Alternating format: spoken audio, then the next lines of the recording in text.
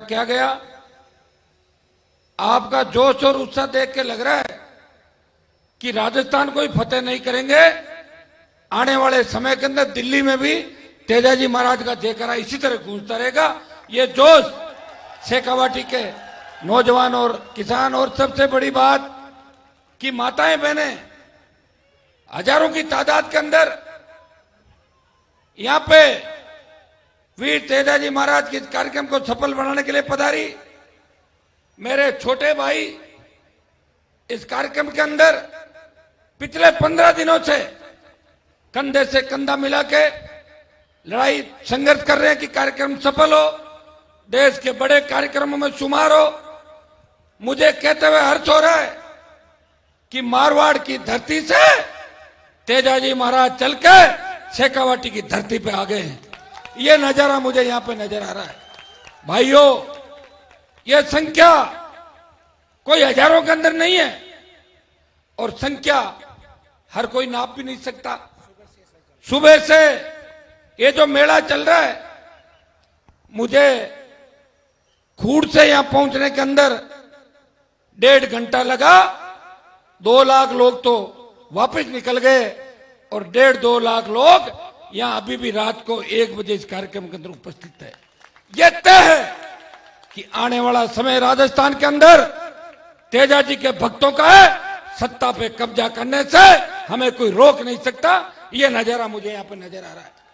भाइयों, जिस तरह 1952 से लेकर लगातार 70 साल तक एक उम्मीद, इच्छा राजस्थान के किसान के बेटों की, किसानों की थी कि नंबर 1 की कुर्सी पे हमारे व्यक्ति बैठे, लेकिन दोनों ही पार्टियों ने नंबर 1 पे राजस्थान के अंदर किसी तेजाजी के भक्त को आज तक नहीं बिठाया।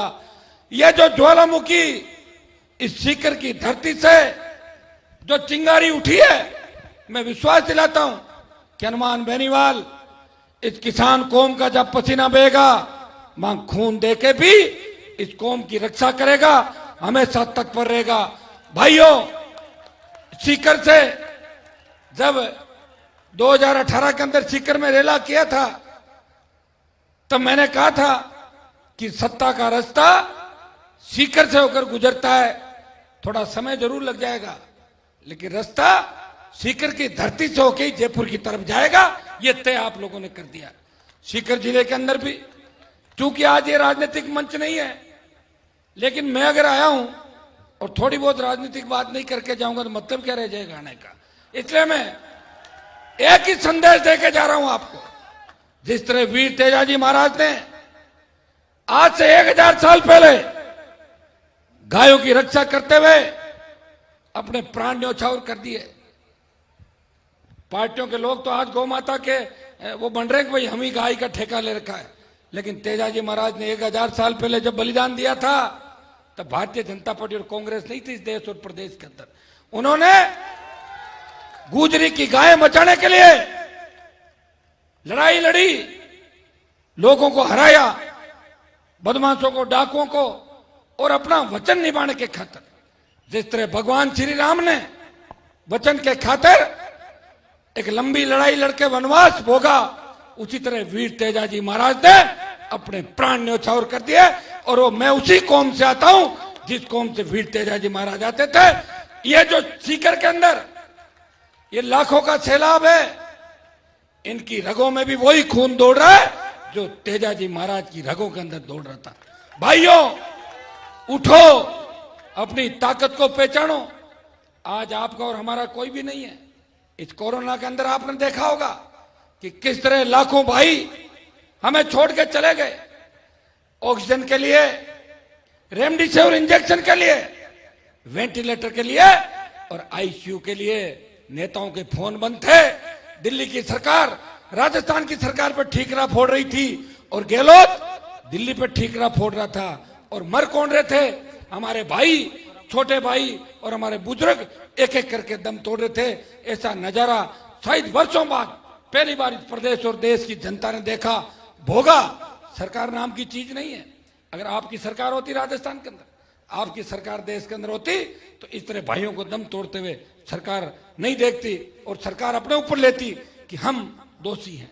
भाइयों दोस्त किसी ने अपने ऊपर नहीं लिया, कह दिया कि अब तीसरी लहर की ओर तैयारी है। अब आप बताओ, एक लहर गई, दूसरी लहर चली गई, हम व्यवस्था नहीं कर सके, तीसरी लहर की तैयारी है। लेकिन मुझे लग रहा है कि आज सीकर के अंदर ये तीसरी लहर आपने खत्म कर दी कोरोना की।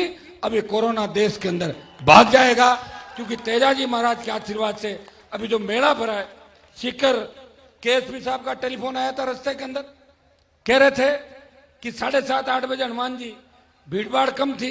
मैं क्या, हमारे लोग तो 10 बजे बाद ही जाना शुरू करते हैं, और ज्यों ज्यों रात ढलती है त्यों त्यों और मजबूती उनके अंदर आती है।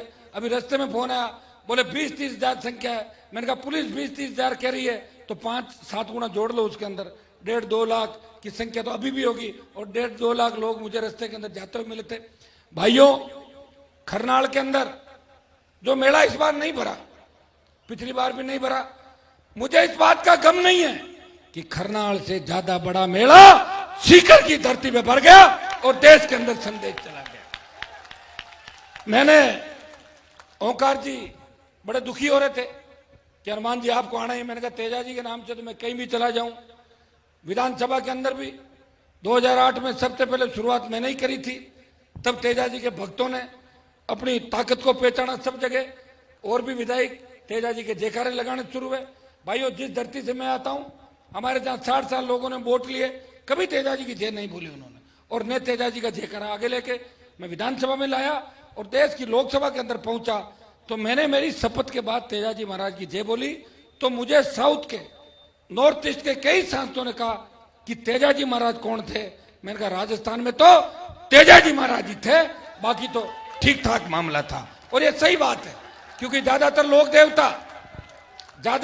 देवता 500 साल पहले ही हुए थे, 1000 साल पहले तो तेजा जी महाराज हुए तो जाति से जाट थे। तो मैंने गलत नहीं कहा था, मैंने सही कहा था।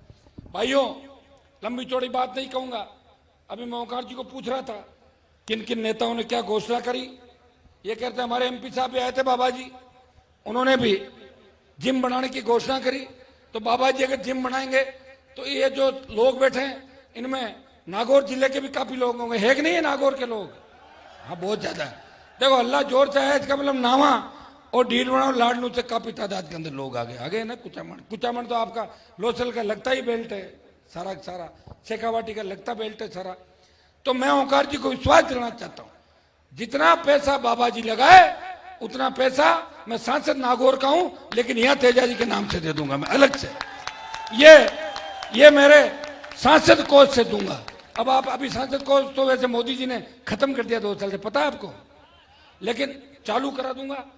और मेरे कोष के अंदर पुराने एमपी जो भूल गए तो पैसा पड़ा है, मैं नागौर का पैसा सीकर की धरती पे भी लगा दूंगा, क्योंकि मुझे नियम बदलने और पैसा लगाना आता है मेरे भाइयों। इसलिए यहां भी हनुमान बेनीवाल उतना ही काम करा के जाएगा जितना बाबा जी ने अलग से कहा, व्यक्तिगत इन्होंने जो कहा मैं सहयोग करूंगा ही। और मुझे इस बात की खुशी है कि 20 साल के अंदर जो संघर्ष मैंने राजस्थान के अंदर किया, अब मुझे लगता है कि वो संघर्ष फलीभूत होगा। आने वाला समय राजस्थान के अंदर आपका होगा। आज कोरोना के वैक्सीनेशन के बाद आज से मुझे लग रहा है कि कोरोना खत्म है, लेकिन फिर भी हमें वैक्सीन लगानी है। हर नौजवान के, हर 12 साल के बच्चों के जब वैक्सीन लग जाएगी, तब इस राजस्थान को बदलने के लिए एक बड़ा आंदोलन हम करेंगे। 2 साल से हम चुप हैं, वैसे चुप तो नहीं है। जब देश के किसानों को मेरी आवश्यकता पड़ी, 3 कृषि बिल दिल्ली की सरकार लाई, तब देश में एकमात्र सांसद था जिसने शाहजहांपुर बॉर्डर जाम किया और 60 दिन तक सत्ता छोड़ के किसान भाइयों को न्याय दिलाने के लिए सड़क पे बैठा रहा। मैं तो हमेशा तैयार था, जब भी आपने मुझे पुकारा मैं हमेशा तैयार मिला। बार बार सत्ता को ठोकर मारी, लेकिन अभी भी हमारे नौजवान रोजगार के अभाव के अंदर आत्महत्याएं कर रहे हैं, अपराध की दुनिया के अंदर जा रहे हैं। मैं शेखावाटी के मेरे छोटे भाइयों को यह भी आह्वान करूंगा, आपसी गुटों में मत बंटो। अगर आपसी गुटों में बंट गए तो सत्ता तक नहीं पहुंच पाओगे, चोमू रिंग से ही वापिस आना पड़ेगा। भाइयों, एकजुट रहो। जो लड़ाई बातों से हासिल हो जाए उसमें कट्टा, पिस्तौल और चाकू तलवार चलाने की आवश्यकता नहीं है। आप तो इस बात का गिण के गांठ बांध लो कि आपका भाई जो बात कह के गया था उसमें दम है। जिस दिन आप लड़ाई छोड़ दोगे, आज भी दुर्भाग्य इस बात का कि राजस्थान के अंदर सबसे ज्यादा आपसी झगड़ों के अंदर अगर जान जाती है तो हमारे समाज के नौजवान एक दूसरे की जान ले लेते हैं नासमझी के कारण। बाद में पश्चाताप भी होता है और ये आप सारा देख रहे हो। ये बात बीतने के बाद पश्चाताप का कोई फायदा नहीं। दूसरा, नशे की प्रवृत्ति। शेखावाटी के अंदर तो इतना डोडा, अफीम और पोस्ट का नशा नहीं है, लेकिन हनुमानगढ़, गंगानगर से लेके नागौर, बीकानेर, बाड़मेर और जोधपुर के इलाकों के अंदर नौजवान डोडा, अफीम, एक दूसरा और कौन सा चिट्टा, एक ये अलग एमडी का नशा, पता नहीं कौन कौन से नशे करते हैं और बेसुध हो जाते हैं। कल मैं राजगढ़ की तरफ जा रहा था, एक बच्चा मोटरसाइकिल इतनी तेज गाड़ियों का आगे लाया, मैंने कहा हे भगवान इसको बचा लेना। 2-3 मिनट बाद गिर गया, खाई के अंदर पड़ गया जाके। फिर उठाया, इसको लाए, बहुत नशे में था, हॉस्पिटल में भर्ती कराया। वो जुनून था। ऐसा जुनून किस काम का? ये जुनून होना चाहिए आपका कि 2023 में जब मतदान करने जाओ 20-20 लोगों को साथ लेके जाओगे। अगर एक बार सरकार आपकी बन गई तो सारी व्यवस्था बदल जाएगी राजस्थान के अंदर। चाहे जैसे फुटबॉल खेलना मन हो जाए कि वसुंधरा के किले में गोल करना है, वो तो गोल अपन ने कर ही दिया भाई। वो तो वैसे वसुंधरा का किला तो अपना ही है, क्योंकि वहां का राजा जाट था। वसुंधरा ने उसको छोड़ा, चली गई अपने राजा को छोड़ के। और इच्छा हो जाए कि जैसलमेर के किले में करना है तो किक इधर लगा देना फुटबॉल के, जैसलमेर के किले में गोल हो जाएगा। वो तो 15 मिनट के अंदर ही हो जाएगा। एक बार सरकार तो बनाओ आप लोग। मैं आपको विश्वास दिलाता हूं कि नागौर से लेके बाड़मेर तक 45 सीट है। मैं दावे के साथ कह रहा हूं, आज तेजाजी महाराज के मंदिर के प्रांगण में खड़ा हूं। यह राजनीतिक बात नहीं करनी चाहिए, लेकिन राजनीतिक बात सुनने के लिए तो हजारों नौजवान और माताएं बहनें बैठी है। भाइयों, उन 45 सीट में से 25 से ज्यादा सीटें कांग्रेस और भारतीय जनता पार्टी को हरा के राष्ट्रीय लोकतांत्रिक पार्टी मारवाड़ की धरती से जीतेगी। शेखावाटी के अंदर अगर आप तैयार हो जाओ तो सत्ता का रास्ता शेखावाटी की तरफ जाता है। बीकानेर, गंगानगर, हनुमानगढ़, सीकर, चूरू, झुंझुनू, टोंक, चित्तौड़, अलवर, भरतपुर, भीलवाड़ा, अजमेर से लेकर उदयपुर तक अगर एक बार तय कर लो कि हमें इन दोनों पार्टियों को देखा 70 साल के अंदर पीने का पानी भी नसीब नहीं हुआ। थाने तहसील के अंदर जाओगे, थानेदार ऐसा बर्ताव करेगा जैसे कोई वो जनता के टैक्स से लेके नहीं बैठे थे। राजा महाराजाओं का, सामंतों का राज जिस जमाने के अंदर होता था। भाइयों, थानेदार तहसीलदार का व्यवहार सुधारना होगा। हमें लोगों को रोजगार देने होंगे, व्यवस्था बदलनी है। मैं ऐसी व्यवस्था चाहता हूं राजस्थान के अंदर। मैंने तो यह भी कहा था पिछली बार, जिस तरह तेजाजी ने अपने वचन के खातिर प्राण न्यौछावर दिए, हनुमान बेनीवाल ने कहा कि किसान कौम को जहां भी मेरी आवश्यकता पड़ेगी मैं सत्ता को ठोकर मारूंगा। मैंने पिछली बार यह भी कह दिया था कि अगर दूल्हा बदल दे तो मैं बाराती भी बन जाऊंगा, मैं दुल्हन नहीं बनूंगा किसी की राजस्थान के अंदर। ये मैंने कहा था, लेकिन दूल्हा मिला नहीं, पार्टी लड़ी और सीकर से बड़ा योगदान आप लोगों ने किया। मुझे तो याद है जब मैं विश्वविद्यालय के अंदर राजनीति करता था 20 वर्ष पहले, शेखावाटी के बेटे बेटियां हमेशा हनुमान बेनीवाल के साथ विश्वविद्यालय अध्यक्ष बनाने से लेके आज तक कंधे से कंधा मिला के लड़ाई लड़ रहे हैं और हमेशा मेरे सुख और दुख के अंदर भाइयों की तरह साथ देते हैं। मैं विश्वास दिलाता हूं कि मैं सीकर जिले में कहीं चुनाव नहीं लड़ूंगा, आप निश्चिंत रहें।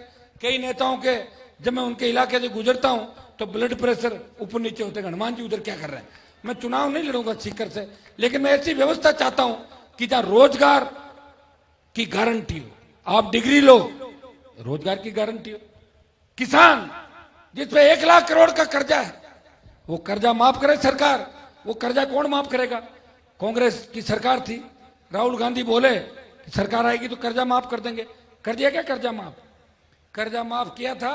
एक आदमी को मैंने बोला कि आपका कर्जा माफ हुआ, बोला 34 रुपए माफ हुए थे। तो आप अंदाज लगा लो इससे। भारतीय जनता पार्टी की सरकारें थी, कर्जा माफ नहीं हुआ। हम उस कर्जे की बात कर रहे हैं जो 30 से 40 बीघा तक केसीसी कार्ड का जो कर्जा है, वो 1 लाख करोड़ का कर्जा है पूरे राजस्थान के अंदर। 1 लाख करोड़ का कर्जा माफ करे।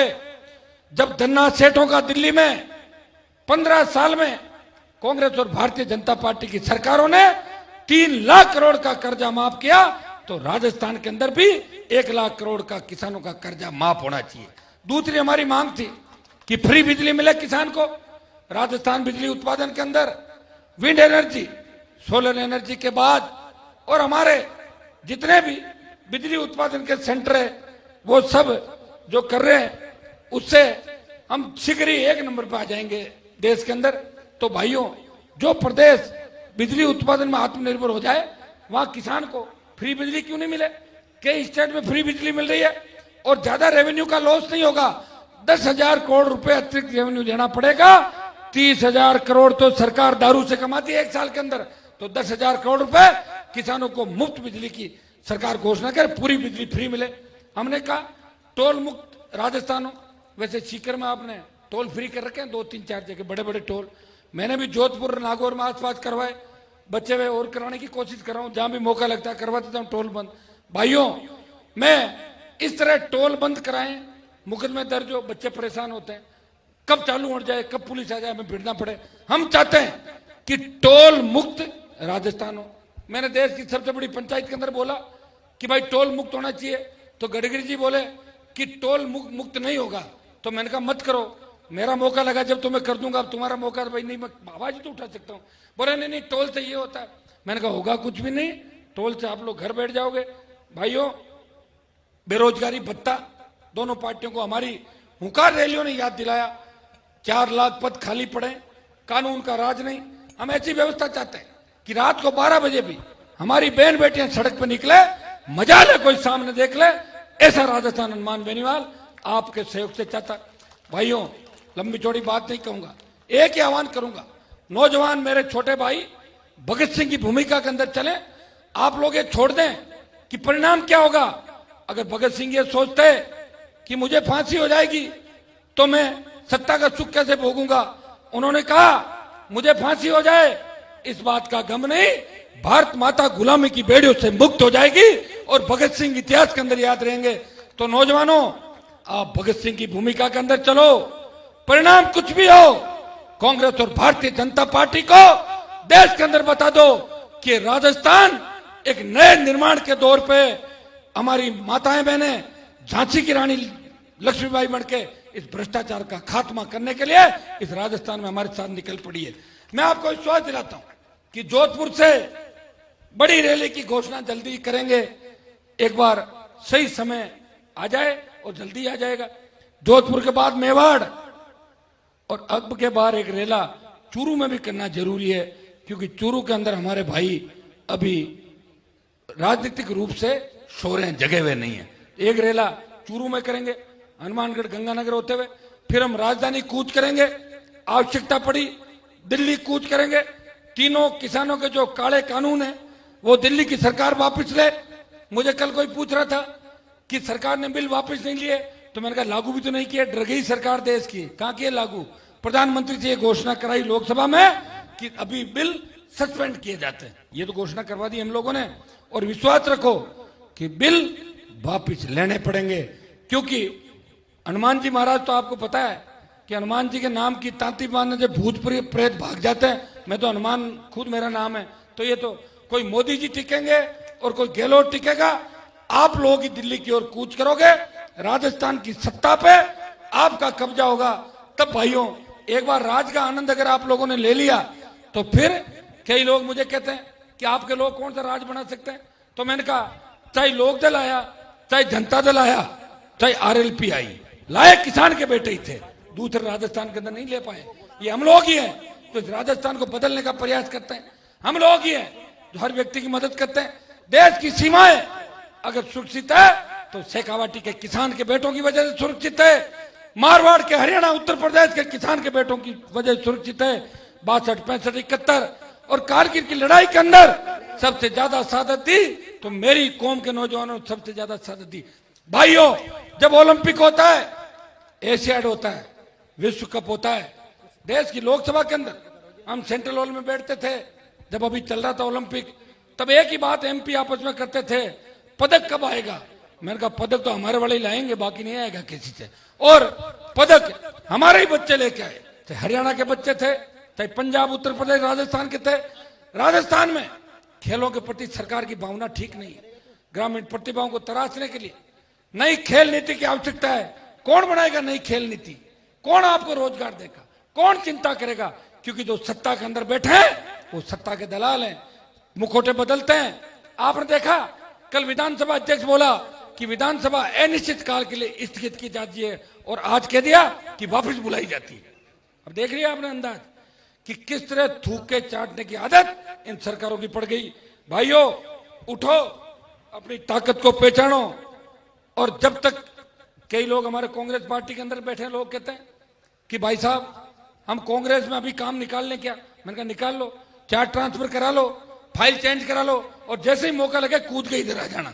कोई बीजेपी के अंदर बैठा है, मैं उन भाइयों को भी कहना चाहता हूं, कितने लंबे लंबे टाइम हो गए एमएलए नहीं बन रहे, बीजेपी पार्टी से नहीं बन पा रहे, आ जाना आरएलपी की तरफ, बना देंगे विधायक आपको। कई लोग हैं राजस्थान के अंदर जो विधानसभा देखना चाहते हैं, आगे से निकलते हैं, गाड़ी में बैठे बैठे मन होता कि मैं भी अंदर जाऊं, जाए कहां से, जनता वोट नहीं देती। तो मैं ऐसे भाइयों को भी कहना चाहता हूं कि आपके लिए भी राष्ट्रीय लोकतांत्रिक पार्टी के दरवाजे खुले। ये हमारे सीताराम जी नाइक, आप देखो नाइक समाज से आते हैं, अभी सुजानगढ़ के अंदर कितनी मजबूत टक्कर दी दोनों पार्टियों को सीताराम जी ने। भाई आरएलपी पार्टी के 3 विधायक है, 2 शेड्यूल कास्ट के, और बसपा एक भी शेड्यूल कास्ट का विधायक जीता के नहीं ला पाई, और जो जीते थे वो बिक गए, 2 बार बिके। एक बार बसपा के 6 2008 में बिके थे, और एक अब इनकी बिकने की आदत है बसपा वालों की, आप जानते हो इनका तो टिकट विकेट से लेके सारा लेन देन का सिस्टम है। भाइयों उठो, शेखावाटी से मजबूत हुकार भरो कि आवाज दिल्ली तक जाए। आज जो कार्यक्रम आपने आयोजित किया, मुझे खुद को पता था कि सीकर में प्रोग्राम है, और जिस तरह सोशल मीडिया पे किसान के बेटे लगे हुए थे, और जिस तरह कांग्रेस, भारतीय जनता पार्टी, आरएलपी सहित तमाम पार्टियां इस कार्यक्रम को सफल बनाने के लिए, यहां सीकर की तमाम पार्टियां सब ये चाह रहे थे कि तेजाजी महाराज का कार्यक्रम भव्य होना चाहिए। भाइयों कार्यक्रम भी भव्य हुआ, और जैसा मैं चाह रहा था उससे ही बढ़ चढ़ के ये कार्यक्रम हुआ। और अब मुझे पूरा भरोसा हो गया कि मारवाड़ की धरती से तेजाजी महाराज शेखावाटी में आ गए, और अब एक राउंड बीकानेर हनुमानगढ़ की तरफ उधर करा देते तेजाजी महाराज का ओंकार जी, और एक इधर आपके ये हरिराम आता वहां से उस साइड में कराएंगे, तो फिर पूरा राजस्थान ठीक हो जाएगा। ठीक आप लोग करोगे, जवान करेंगे, किसान करेंगे, और ये माताएं बहनें करेगी। देखिए भगवान की कृपा जिसपे होती है ना, उसी को लोग पसंद करते हैं। हनुमान बेनीवाल पे तेजाजी की इतनी कृपा है कि बहुत से लोग तो मुझे घर बिठाते बिठाते ऊपर चले गए, और बहुत से तैयारी में कुछ नहीं कर पाए, क्योंकि आपकी कृपा मेरे ऊपर है। और सुबह 5-5 बजे तक अगर राजस्थान में किसी को कोई सुनता है तो आपके भाई को सुनता है। और हिंदुस्तान की सबसे बड़ी पंचायत के अंदर अब की बार आपने सुना होगा, मैंने कहा कि 9 राज्यों का जो जाट आरक्षण खत्म किया दिल्ली की सरकार ने, समय रहते हमारे भाइयों को वापस आरक्षण दे केंद्र के अंदर। और जितने हरियाणा के जाट समाज के बच्चों पे आरक्षण आंदोलन के अंदर, गुर्जर समाज के बच्चों पे राजस्थान में आरक्षण आंदोलन के समय मराठा, पटेल और लिंगायत समाज के हमारे जो किसान भाई है, उन पे जितने भी मुकदमे सरकार ने झूठे दर्ज किए, वो दिल्ली की सरकार वापस ले, नहीं तो सड़कें जाम कर देंगे। भाइयों मैं मजबूत तरीके से आपकी आवाज लोकसभा, विधानसभा में मेरे तीनों विधायक और सड़क पे हमेशा उठाता रहा हूं। लंबा समय हो गया, आप लोग आज कलाकारों को सुनने के लिए ज्यादा उत्सुकता चाहे, मैं लग रहा है कि मेरे भाषण से आप थोड़े से जाने लगे कि लोग जा थोड़ी रहे हैं, मजा आ रहा है। ठीक, तो भाइयों अब मैं मेरी वाणी को समाप्त करूंगा। मैं इतना ही विश्वास आपको दिलाता हूं कि जल्दी आपकी जो भी समस्याएं, चाहे शेखावाटी की समस्या हो, चाहे दूसरी समस्याएं हो राजस्थान की, उनको लेके एक बड़ा मूवमेंट इस राजस्थान में छेड़ेंगे। दिल्ली जाना पड़ा तो दिल्ली भी जाएंगे, आपके मान और सम्मान की लड़ाई लड़ेंगे, और वीर तेजाजी महाराज का डंका इस पूरे देश के अंदर बजेगा। इतना विश्वास में सीकर की धरती पे आप लोगों को दिलाने के आया हूं। तमाम जो संगठन है सीकर के, चाहे आपके तेजा सेना हो, चाहे तेजवीर सेना हो, चाहे जाट समाज के और संगठन हो, चाहे दूसरे समाजों के जो लोग हैं, हमारी तेजा समिति है सांगलिया की, उन सबको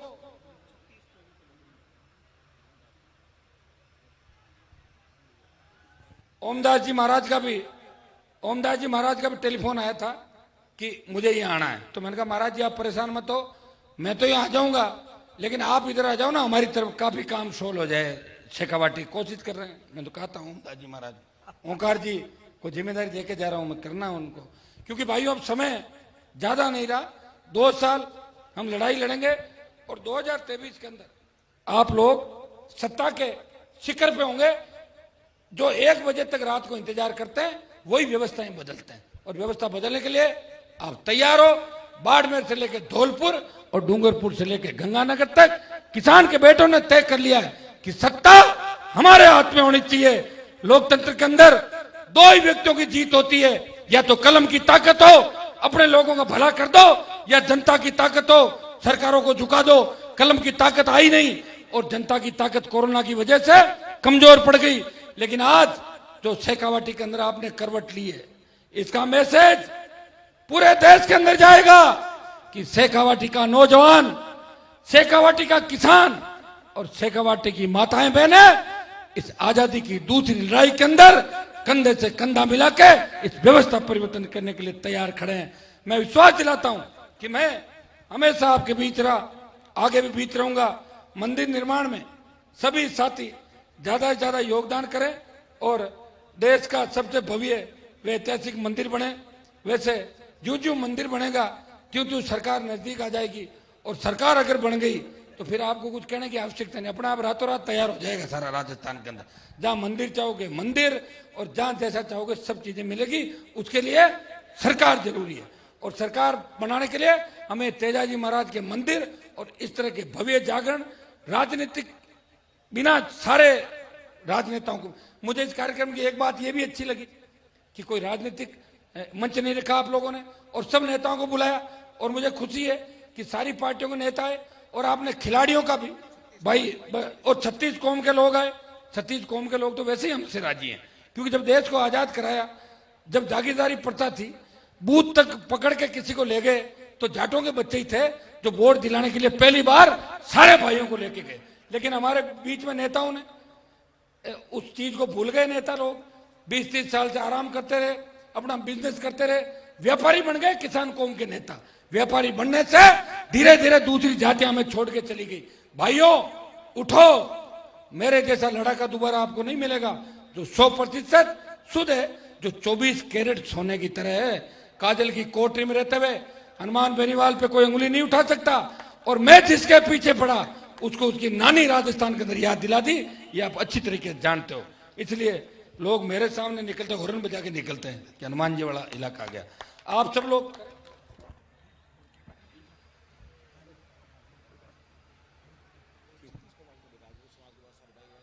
हमारे, चूंकि राजपूत समाज के भाई भी यहाँ पे, शेड्यूल कास्ट के भाई भी, तो सारे देखो सारे देवताओं के जयकारे मैंने लगाए थे यहाँ पे। और अगर कोई बच गया तो आगे 2 साल में रैलियां होती रहेगी, चिंता मत करो। अभी जब राष्ट्रीय लोकतांत्रिक पार्टी हमारी बन गई तो उसे तो उम्मीदवार भी सारी जातियों के लड़े थे। लोग बार बार मेरे पे जाति का आरोप लगाते, मैं उनको कहना चाहता हूँ मेरी जाति जाट है, वो तो जाट ही रहेगी, तो मुझे कहना ही पड़ेगा उस जाति को। जब सर्टिफिकेट अपन फॉर्म भरते नौकरी के अंदर तो भी लिखाते हैं तेरी जाति क्या है, जाति, नाम, पिताजी का नाम, जाति, उम्र, लिखते हैं नहीं लिखते? तो जाति बताने में कोई वो नहीं। मैं मेरी जाति के विकास की बात करूंगा, लेकिन 36 कौम के भाइयों को साथ लेके बड़े भाई के रूप में हम चलेंगे। यादव, गुजर, मीणा, शेड्यूल कास्ट के मेरे भाई, और जब सांगलिया धुनी के अंदर आए तो बाबा जी तो सारे लोगों के लिए आशीर्वाद देते हैं, बबूती देते हैं, पर्चा भी देते हैं। तो बाबा जी की इस सांगलिया के अंदर जो आज आपने भव्य कार्यक्रम करा के देश में संदेश दिया, भाइयों इसका ये संदेश जाएगा कि अगला जब तेजादशमी होगा तो प्रदेश के, देश के कोने कोने के अंदर विशाल मेले और समाएं होगी हर जगह, क्योंकि यहाँ आगे चलने वाला चाहिए। सीकर के लोग आगे चले, सीकर के लोग आगे चले तो अब दूसरे लोग चलने लग जाएंगे धीरे धीरे। और अपने लोग तो एक बार चल पड़ते हैं ना, फिर मानते नहीं है, लक्ष्य प्राप्त करते हैं।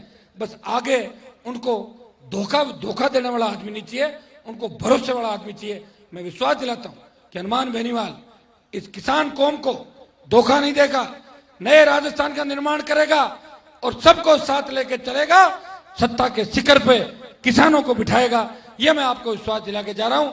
उठो, अपनी ताकत को पहचानो और वीर तेजाजी महाराज के बताए हुए आप पच्चीनों पर चलते हुए आगे बढ़े। बहुत बहुत इस कार्यक्रम के आयोजनकर्ताओं को और तमाम जो लाखों की तादाद के अंदर भाई आए, वो मेरी आवाज सोशल मीडिया के माध्यम से सुन रहे हैं, उन सबको बधाई दूंगा कि आपने जिस लड़ाई की शुरुआत हमने की 15-20 साल पहले, आज लड़ाई सफलता की ओर बढ़ रही है।